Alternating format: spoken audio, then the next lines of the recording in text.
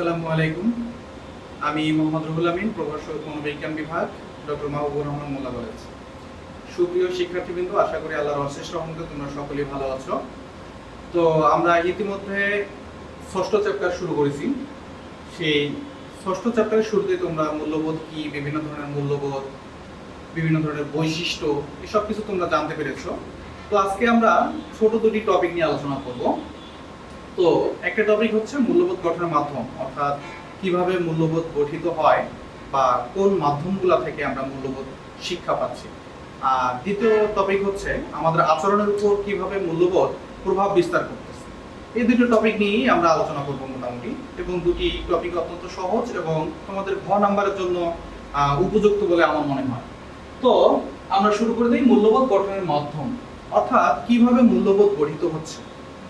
মূল্যবোধ একদিনে তৈরি হয় না বা হঠাৎ করে তৈরি হয় না, সেটা হচ্ছে বিভিন্ন মাধ্যমে ধীরে ধীরে আমাদের মধ্যে গড়ে ওঠে। কিভাবে গড়ে ওঠে? প্রথম যে মাধ্যমটা সেটা হচ্ছে পরিবার। মানুষ সমাজবদ্ধ প্রাণী, দলগতভাবে বসবাস করে এবং কোনো দল ছাড়া কখনো সে তার অস্তিত্বকে কল্পনা করে না। প্রথম যে দলটার সাথে সে পরিচিত হয় সে দলটা হচ্ছে পরিবার। জন্মের পরে মানুষ পরিবারে অবস্থান শুরু করে এবং সেখানেই তার মূল্যবোধের সূচনা শুরু হয়। সেখানে সে কতগুলো মূল্যবোধ অর্জন করে এবং এই অর্জিত মূল্যবোধগুলো পরবর্তীতে সে লালন পালনের মাধ্যমে সে সমাজের কাছে সেই মূল্যবোধকে প্রকাশ করে। তো এই পরিবারে যখন সে বসবাস করে তখন পিতামাতার মধ্যে সম্পর্ক এবং পিতামাতার সাথে সন্তান সন্ততির সম্পর্ক কিংবা পরিবারের ভাই বোনদের মধ্যে যে সম্পর্ক রয়েছে সেই সম্পর্কের উপরে মূল্যবোধ অনেকখানি নির্ভর করতেছে। আমরা একটি সুখী পরিবার কোনটাকে আমরা ডিফাইন করতে পারি? সুখী পরিবারের সংজ্ঞা আমরা কি বলতে পারি? সেখানে কি অনেক বেশি অর্থনৈতিক সচ্ছলতা থাকতে হবে, ভালো বাড়ি বা অন্য কোনো কিছু থাকতে হবে? ঠিক এমনটা না। যে পরিবারের মধ্যে পিতামাতা বা সন্তান সন্ততিদের মধ্যে সুসম্পর্ক বিদ্যমান রয়েছে, পিতামাতা তার ছেলে মেয়ে সন্তান সন্ততিদের প্রতি বন্ধুসুলভ আচরণ প্রদর্শন করেন, সবকিছু শেয়ার করেন, তাদের কাছ থেকে সব মনোভাব তারা জানতে পারেন, এই সবগুলো মিলেই হচ্ছে একটা সুখী পরিবার। তো এই পরিবারে যখন বসবাস করতেছে সে পরিবার থেকে কতগুলো শিক্ষা পায়। এই শিক্ষাগুলো থেকে তার মধ্যে যখন সে ধারণ করে, সে একজনকে আইডল বা মডেল হিসেবে গ্রহণ করে। সেটা হতে পারে পিতা, হতে পারে মাতা, কিংবা জয়েন্ট কোনো ফ্যামিলিতে হতে পারে পরিবারের অন্য কোনো সদস্য যাকে তার ভালো লাগে, যার আদর্শগুলোকে সে আইডল মডেল হিসেবে গ্রহণ করে। পরবর্তীতে সন্তান সন্ততি বা ছোট ছোট যে কিশোর কিশোরীরা রয়েছে তাদের এই আচরণগুলোকে তারা তাদের মধ্যে ধারণ করে। এভাবে ধীরে ধীরে তৈরি হয় তাদের মধ্যে মূল্যবোধ। তো অন্যান্য যতগুলো মাধ্যম রয়েছে সবগুলো মাধ্যমের মধ্যে সবচেয়ে গুরুত্বপূর্ণ মাধ্যম হলো পরিবার, কেননা এই পরিবারের মধ্যেই তার মূল্যবোধের সূচনা ঘটে এবং সে এইসব কিছু লালন করে পরবর্তীতে তার সমাজে সেগুলো প্রকাশ করে। দ্বিতীয় আমরা মাধ্যমে আসি, সেটা হচ্ছে বিদ্যালয়।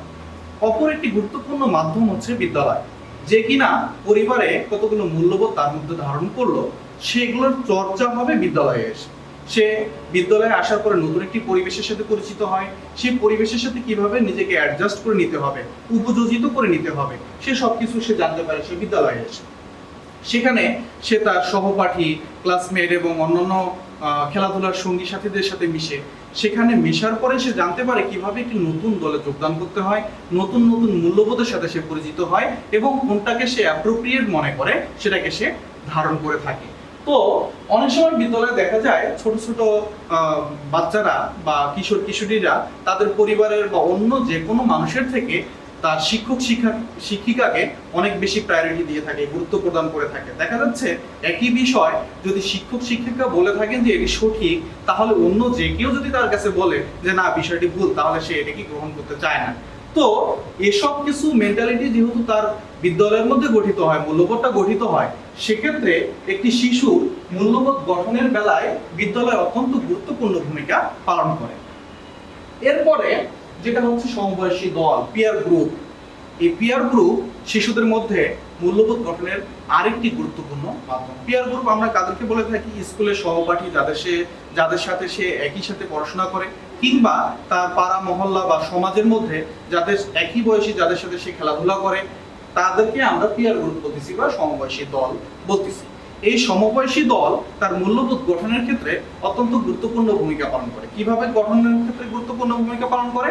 সে যখন এই সমবয়সী দল বা পিয়ার গ্রুপে গিয়ে সে মেশা শুরু করে, তখন সে দলের মধ্যে তার মূল্যবোধকে উপস্থাপন করে এবং তার যে সমবয়সী অন্যান্য ছেলেমেয়েরা রয়েছে তাদের যে মূল্যবোধ, সেই মূল্যবোধের সাথে সে পরিচিত হয়।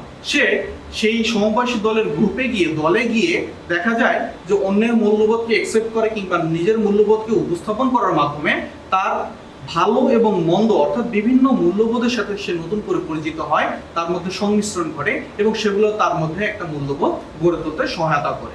যখন সমবয়সী দলে একটি শিশু অন্যান্য শিশুদের থেকে বিভিন্ন ধরনের অ্যাকসেপ্টেন্স পায়, পুরস্কার পায় কিংবা স্বীকৃতি পায়, তখন সেই শিশুটা আত্মবিশ্বাসী হয়ে ওঠে, নিজের উপর তার একটা বিশ্বাস প্রতিষ্ঠিত হয়, সে ভবিষ্যৎ জীবনে সেই আত্মপ্রতিষ্ঠাকে কাজে লাগিয়ে সে জীবনে সফলতা অর্জন করতে পারে।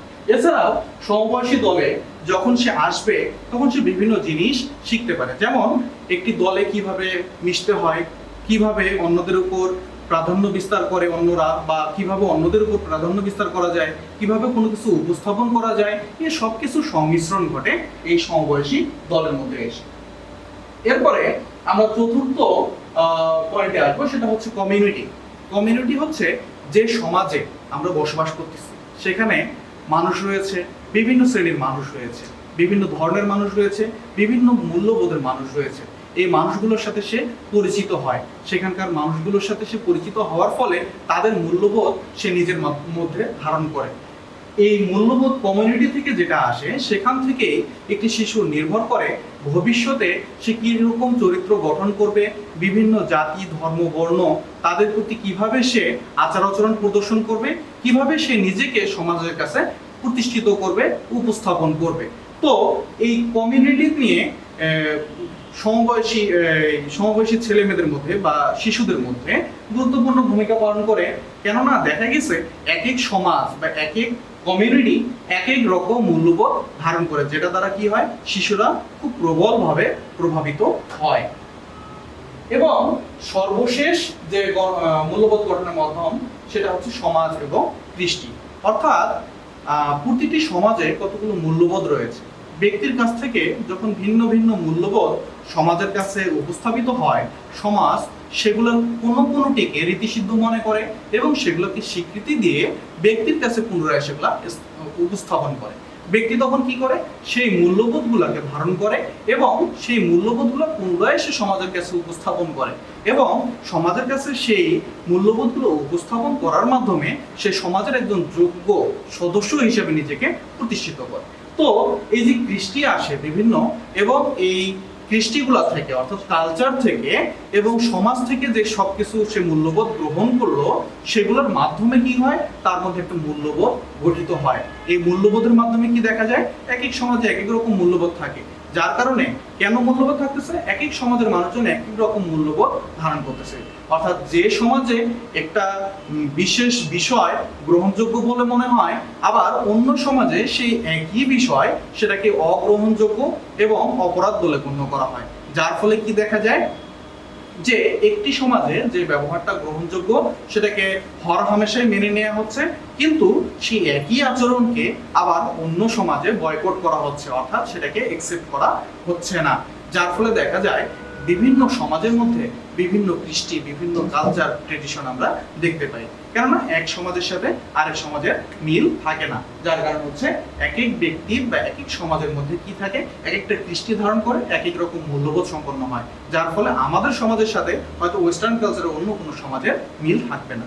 তো এই ছিল আমাদের মূল্যবোধ গঠনের মাধ্যম, অর্থাৎ এই 5টি মাধ্যম শিশুদের মূল্যবোধ গঠনের ক্ষেত্রে গুরুত্বপূর্ণ ভূমিকা পালন করে এবং যেগুলোর প্রতি যখন শিশু থাকবে তখন আমাদের এগুলো বিষয়ের উপর গুরুত্ব প্রদান করতে হবে, কেননা এই মূল্যবোধ দ্বারাই সে ভবিষ্যতে সমাজের একজন প্রতিষ্ঠিত নাগরিক হতে যাচ্ছে। এরপরে আমরা আলোচনা করব আরেকটি বিষয়, সেটি হচ্ছে মানব আচরণের উপর মূল্যবোধের প্রভাব। আমরা জানি মনোবিজ্ঞান হচ্ছে আচরণ বিজ্ঞান। আচরণকে যা কিছুই প্রভাবিত করবে না কেন, সবকিছুই হচ্ছে মনোবিজ্ঞানের আলোচ্য বিষয়। তো এখানে যেমন ইন্টারনাল কতগুলো অন্তঃক্ষরা গ্রন্থি বা জৈবিক বিষয় গুরুত্বপূর্ণ ভূমিকা পালন করে, ঠিক সেরকমই সমাজের কতগুলো এলিমেন্ট, বিষয়, পারিপার্শ্বিক পরিবেশ থেকে আসা উপাদান আমাদের আচরণের ক্ষেত্রে গুরুত্বপূর্ণ ভূমিকা ভূমিকা পালন করে। ঠিক সেরকমই একটি বিষয় হচ্ছে মূল্যবোধ। এই মূল্যবোধ দ্বারা কি হতে পারে, মানুষের আচরণ প্রভাবিত হতে পারে, চেঞ্জ হতে পারে, মডিফাইড হতে পারে। এজন্য আমরা কি করব, আজকে আমরা এখন দেখব যে মূল্যবোধ কিভাবে কি করে মানুষের আচরণকে পরিবর্তন করে, তাকে মডিফাই করে, সেটাকে সমাজের উপযোগী করে তোলে। তো আসলে যেটাকে একজন শিশু মূল্যবোধ হিসেবে গ্রহণ করবে, তার মধ্যে সে ধারণ করবে কেন সে ধারণ করতেছে, বা ওই বিষয়টাকে সে কেন মূল্যবোধ হিসেবে নিতে চাচ্ছে। এখন যার সম্পর্কে জনসাধারণ উৎসুক, যা তারা চায়, যা হতে চায়, অর্থাৎ যে বিষয়টিকে মূল্যবোধ বলা হচ্ছে, যে মূল্যবোধটাকে সে নিজের মধ্যে ধারণ করবে, সেটা যদি জনসাধারণ সেই বিষয়ে উৎসুক না হয়, তাদের মধ্যে যদি উৎসাহ না থাকে, আগ্রহ না থাকে সেই বিষয়ে, কখনো সেটাকে মূল্যবোধ হিসেবে গ্রহণ করবে না। আবার যা সে হতে চায়, অর্থাৎ সে মনের মধ্যে একটা ডিজায়ার রেখে দিয়েছে, সে এমনটা হতে চায়, সে এমনটা ঘটুক, সে এমনটা চায়, যদি এরকমটা না হয় তাহলে সে এটাকে মূল্যবোধ হিসেবে গ্রহণ করবে না। আবার যাকে অবশ্য কর্তব্য বলে মনে করে, অর্থাৎ সামাজিক একটা বিষয় যেটাকে সে কর্তব্য বলে মনে করতেছে না, যে এটা কোনো কর্তব্য না, এটা আমি কেন করব, তাহলে সে এটাকে মূল্যবোধ হিসেবে ধারণ করতে পারবে না। যার প্রতি তাদের গভীর শ্রদ্ধা রয়েছে, যে বিষয়ের প্রতি, যার প্রতি, যে সমাজের কালচারের প্রতি, কৃষ্টির প্রতি আমার গভীর শ্রদ্ধা রয়েছে, সেটাকে আমি মূল্যবোধ হিসেবে গ্রহণ করতে পারি। কিন্তু যার প্রতি আমার গভীর শ্রদ্ধা নেই, সেটাকে আমি কখনো মূল্যবোধ হিসেবে আমার মধ্যে ধারণ করতে পারবো না। এরপরে রয়েছে যা সে সম্পাদন করতে আনন্দ অনুভব করবে, তাই হলো মূল্যবোধ। অর্থাৎ একটা মূল্যবোধ আমি ধারণ করলাম, সেটা আমি অলওয়েজ বোরিং মুডে থাকি, যেটা আমার পালন করতে ইচ্ছা করে না, যেটা আমি মনে প্রাণে ধারণ করতে পারি নাই, তাহলে সেটা হয়তো মূল্যবোধ তার মধ্যে গঠিত হয়নি। তাহলে যেটাতে সে কিনা উৎসুক হবে, যা সে হতে চায়, যা অবশ্যই কর্তব্য বলে সে মনে করে, যার প্রতি তার শ্রদ্ধা রয়েছে, এবং যা করতে সে একটা আনন্দ ফিল করবে, সেটাকে সে মূল্যবোধ হিসেবে গ্রহণ করবে। তো মূল্যবোধের প্রভাবে আমরা দেখব যে এখন এই মূল্যবোধ কিভাবে আচরণকে প্রভাবিত করতেছে, আচরণের উপর গুরুত্বপূর্ণ প্রভাব বিস্তার করতেছে। এই মূল্যবোধের উপরে ডিপেন্ড করেই ব্যক্তির মনোভাব, অ্যাটিটিউড এবং তার পার্সোনালিটি গড়ে ওঠে। এখন এই অ্যাটিটিউড এবং পার্সোনালিটির উপর ডিপেন্ড করেই সে যখন বড় হবে, সমাজের একজন প্রতিষ্ঠিত নাগরিক হবে, সেটার উপর ডিপেন্ড করছে যে সে কিরকম আচরণ করতেছে, কাদের প্রতি, যারা তার সমাজের বাইরে রয়েছে, যারা তার বর্ণের বাইরে রয়েছে, তার ভাষার বাইরে রয়েছে। অর্থাৎ সে তার সেই গঠিত মূল্যবোধ দ্বারা জগতের সকল মানুষ, সমাজের প্রতি সে আচরণ করবে। তাহলে ছোটবেলায় তার যে মূল্যবোধ গঠিত হলো, সেটার উপরে ডিপেন্ড করতেছে ভবিষ্যতে সে প্রতিষ্ঠিত নাগরিক হওয়ার পরে অন্য জাতি, ধর্ম, বর্ণের প্রতি কিভাবে সে আচরণ প্রদর্শন করবে। তাহলে অন্যান্য জাতি, ধর্ম, বর্ণের প্রতি ভালো আচরণ প্রদর্শনের জন্য অবশ্যই তার সঠিক মূল্যবোধ গঠন করা দরকার, এবং সেই মূল্যবোধ কোথায় সূচিত হচ্ছে, আমরা যে পূর্বের যে মাধ্যমগুলো বলেছি সেখানে। দ্বিতীয় টপিক হচ্ছে জাতীয় এবং আন্তর্জাতিক জীবনে কি ভূমিকা পালন করবে তা নির্ভর করে তার গঠিত মূল্যবোধের উপরে।